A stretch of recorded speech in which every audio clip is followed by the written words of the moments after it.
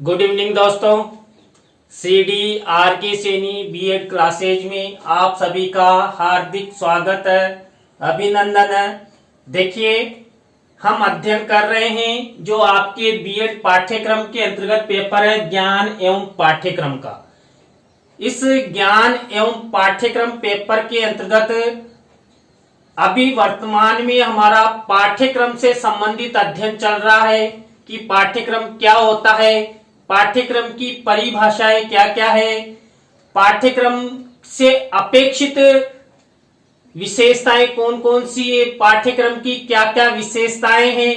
कल हमने देखिए पाठ्यक्रम की परंपरागत परिदृश्यता के बारे में अध्ययन किया था कि पाठ्यक्रम की परंपरागत परिदृश्यता क्या होती है। जो प्रोफेसर एस के दुबे हैं उन्होंने पाठ्यक्रम की परिदृश्यता की परिभाषा भी प्रदान की थी और उसके माध्यम से हमने अधिगम किया था। और आज की जो हमारी लाइव क्लास होने जा रही है, इस लाइव क्लास में पाठ्यक्रम की परंपरागत परिदृश्यता के बारे में विस्तार पूर्वक अध्ययन करेंगे कि पाठ्यक्रम की जो परंपरागत परिदृश्यता है उसकी कौन कौन सी विशेषताएं हैं। उन विशेषताओं के बारे में हम विस्तार पूर्वक अध्ययन करेंगे। तो देखिए, यदि आप मेरे चैनल पर पहली बार आए हुए हैं तो मेरे चैनल को जरूर सब्सक्राइब करें और पास ही बने बेल आइकन के बटन को भी दबा देवें। और देखिए, जो पाठ्यक्रम की परंपरागत परिदृश्यता की विशेषताएं हैं उनके अध्ययन हेतु आपके साथ साथ जो आपके मित्र हैं, सहपाठी है, वो भी मेरे YouTube चैनल के माध्यम से अच्छा अधिगम प्राप्त करें। इसके लिए आप इस वीडियो के लिंक को व्हाट्सएप, फेसबुक पर अपने मित्रों और सहपाठियों को जरूर शेयर करें। मेरे YouTube चैनल को आपसे कुछ अपेक्षाएं हैं और उन अपेक्षाओं में आप सब मेरा सहयोग प्रदान करें। तो देखिए, पाठ्यक्रम की जो परंपरागत परिदृश्यता है, इस पाठ्यक्रम की परंपरागत परिदृश्यताओं के अंतर्गत पहली विशेषता है, देखिए, पाठ्यक्रम की परंपरागत परिदृश्यता भारतीय सामाजिक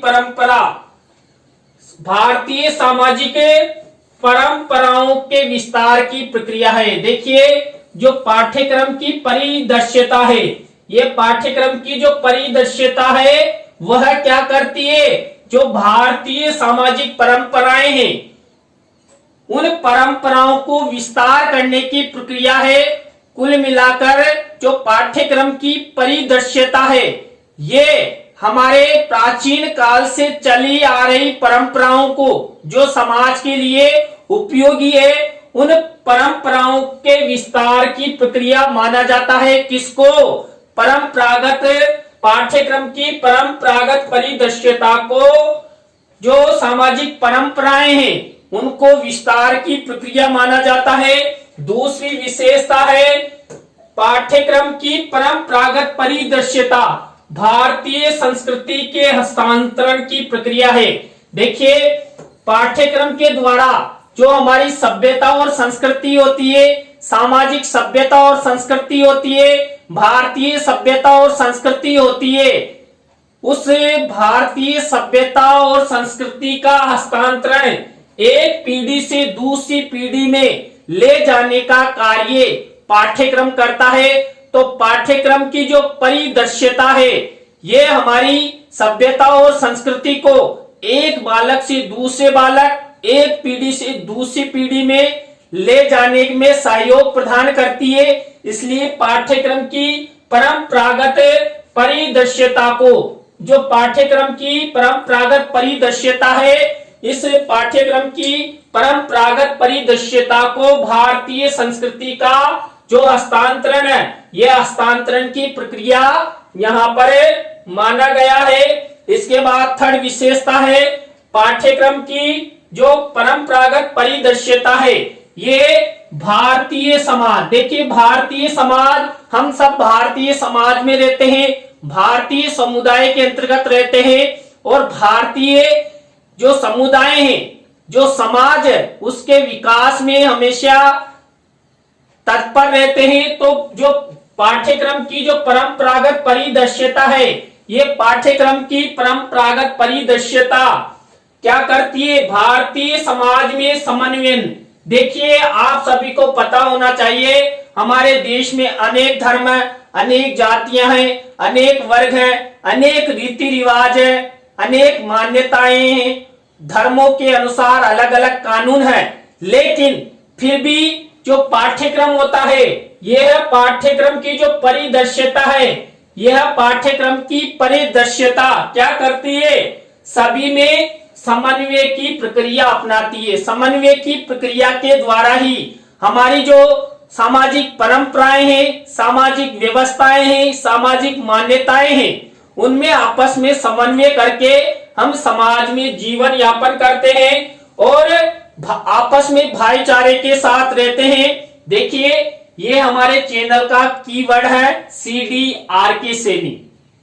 आप मेरे सभी यूट्यूब चैनल्स को सर्च करना चाहते हैं, यदि आप साइकोलॉजी का अध्ययन करना चाहते हैं, संस्कृत का अध्ययन करना चाहते हैं या कंपटीशन क्लासेस से संबंधित अध्ययन करना चाहते हैं, तो आप यूट्यूब, विडमेट या फेसबुक पर CDRK सैनी कीवर्ड डालकर मेरे सभी यूट्यूब चैनल्स को सर्च कर सकते हैं और अधिगम प्राप्त कर सकते हैं। इसके बाद देखिए, जो पाठ्यक्रम की परंपरागत परिदृश्यता है, उसके अंतर्गत चौथी विशेषता है पाठ्यक्रम की परंपरागत परिदृश्यता, शिक्षा के समन्वयन। देखिए,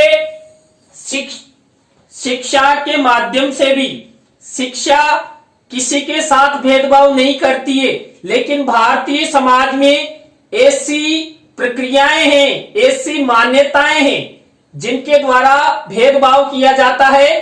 तो जो पाठ्यक्रम की परंपरागत परिदृश्यता होती है, ये पाठ्यक्रम की परंपरागत परिदृश्यता उस शिक्षा में समन्वय, जो सभी प्रकार के विषय हैं, सभी प्रकार के भेदभाव है, उन सबको आपस में समन्वय करके जो समाज में उचित है, उसके लिए वो आगे बालकों को तैयार करती है। इसके बाद देखिए, पांचवा जो पाठ्यक्रम की परंपरागत परिदृश्यता है, उसके अंतर्गत पांचवी विशेषता है पाठ्यक्रम की परंपरागत परिदृश्यता सामाजिक व्यवहार की प्रक्रिया है।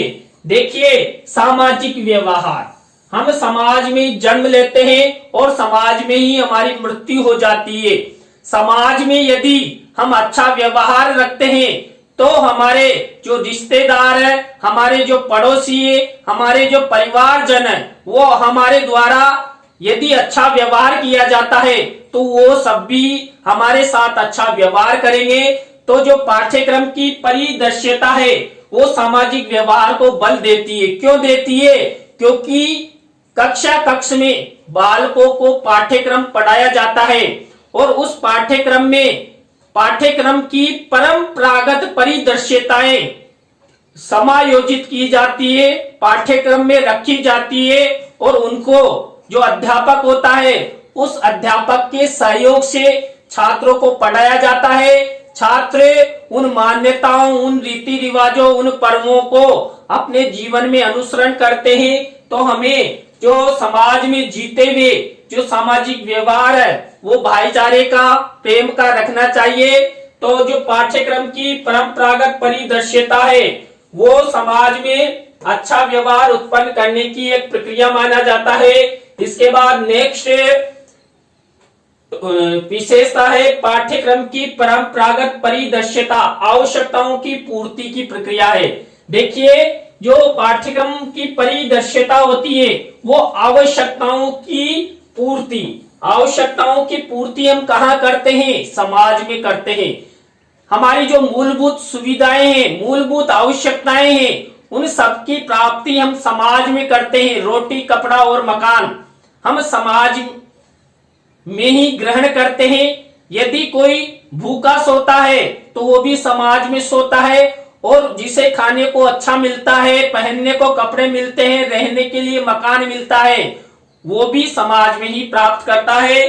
तो पाठ्यक्रम की परंपरागत परिदृश्यता आवश्यकताओं की पूर्ति की प्रक्रिया माना जाता है। देखिए, जब बालकों को पाठ्यक्रम का अध्ययन करवाया जाता है, पाठ्यक्रम के माध्यम से ज्ञान अधिगम करवाया जाता है, तो उस ज्ञान के द्वारा बालक अपनी आवश्यकताओं की पूर्ति करना सीख जाते हैं कि समाज में हम अपनी आवश्यकताओं की पूर्ति किस प्रकार कर सकते हैं, कैसे कर सकते हैं।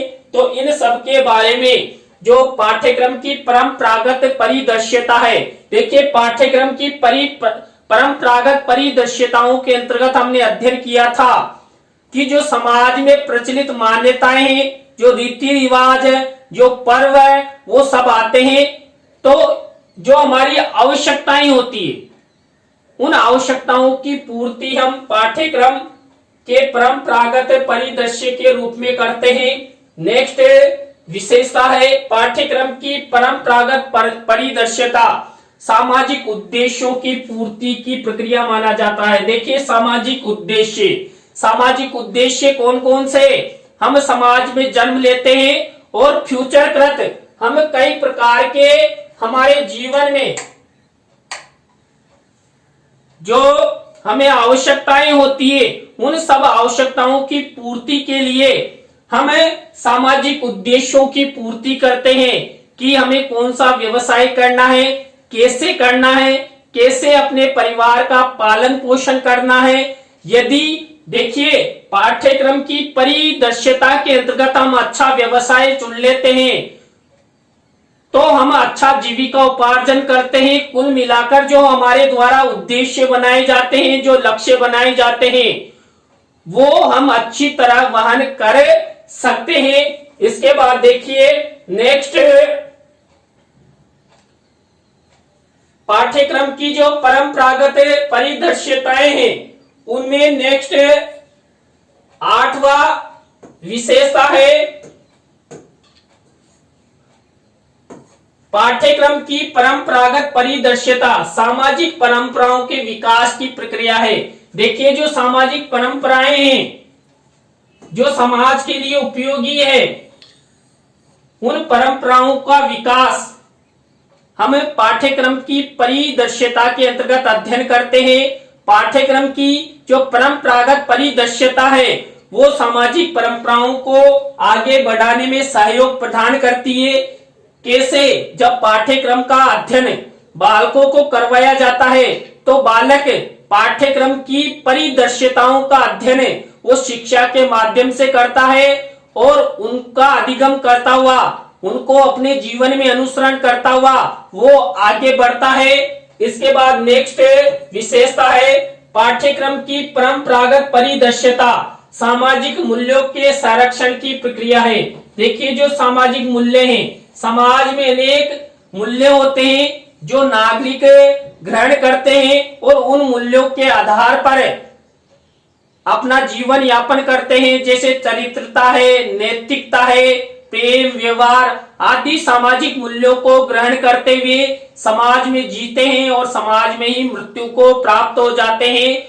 तो जो पाठ्यक्रम की परंपरागत परिदृश्यता है वह सामाजिक मूल्यों के संरक्षण की प्रक्रिया माना जाता है। इसके बाद देखिए नेक्स्ट बिंदु है पाठ्यक्रम की परंपरागत परिदृश्यता सामाजिक समस्याओं के समाधान की प्रक्रिया माना जाता है। देखिए, हमारा जन्म समाज में होता है और समाज में प्रत्येक मानव के साथ अनेक समस्याएं आती है। उन समस्याओं का समाधान भी हम पाठ्यक्रम की परंपरागत परिदृश्यता के अंतर्गत करते हैं।